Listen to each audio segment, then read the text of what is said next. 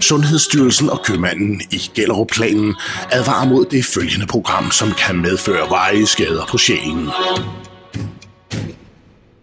Det her er Desperatio. Det tager en halv time at vaske din bil. Det tager 45 minutter at bage et brød. Og det tager cirka 45 minutter at slå min græsplæne. Det var alt det, jeg kunne have nået, hvis ikke jeg havde lyttet til Desperatio. Nå ja, hvad fanden? Hvad er problemet, du? Er du ude på at gøre os til en nation af sengepisser? Desperatio hver søndag. Lige nu har jeg Tommy i marken. Tommy, kan du høre mig? Jeg kan godt høre det, Dan. Desværre. Det kan jeg. Hvor er du henne?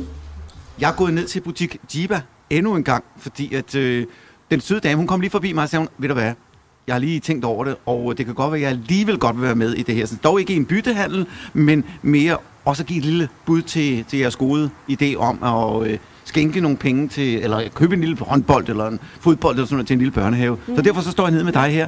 Og hvad fik dig til at ændre mening?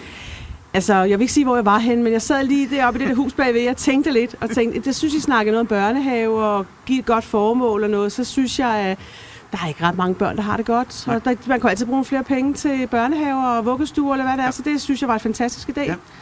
Det var bare noget, der lige kom til os. Vi tænkte, at du ved, fodbold og håndbold og den slags, eller noget spil eller et eller andet. Fuldstændig ligegyldigt. Bare de får noget at lege med. Det er rigtigt. Ja, helt sikkert. Så, hvad har du fundet frem? Jamen, jeg sad op og tænkte, at jeg har et rigtig sødt lille halskæde med et vedhæng på, som er en elefant, der spiller fodbold. Og det var faktisk det, der inspirerede mig til, at det skulle være den, de skulle have. Ja. Den er sød. Og så er der jo samtidig en magnet bagpå, så hvis der er nogle børn derude, som ikke har det godt eventuelt, eller har lidt ADHD eller sådan nogle sjove ting, så kunne det måske gå ind og hjælpe på dem, tænkte jeg. Det var en fantastisk idé. Ja. Så det er en form for hvad skal man sige, der er noget helbredende eller lignende? Det helbreder ikke. Det kan helse, det kan lindre det. Det kan lindre af det. Ja, lige præcis. Men det kan lindre, hvis du har nogle skavanker i kroppen. Ikke? Det gælder både børn og voksne. Det er super. Ja. Så det er bare at komme og besøge mig. Jamen, det kan jeg kun anbefale.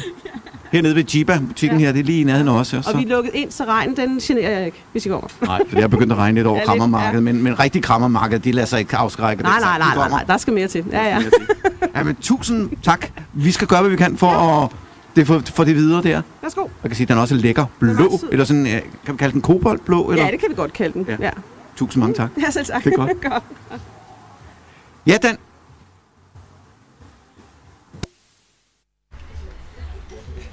Det er typisk. Så aftaler jeg med Tommy, at når han går i byen, så slutter han af med at sige tilbage til studiet. Så står Torben fandme bare og siger, ja Dan! Og så er vi tilbage. Nu kører vi! Desperatio præsenterer Dit skridt i højtaleren.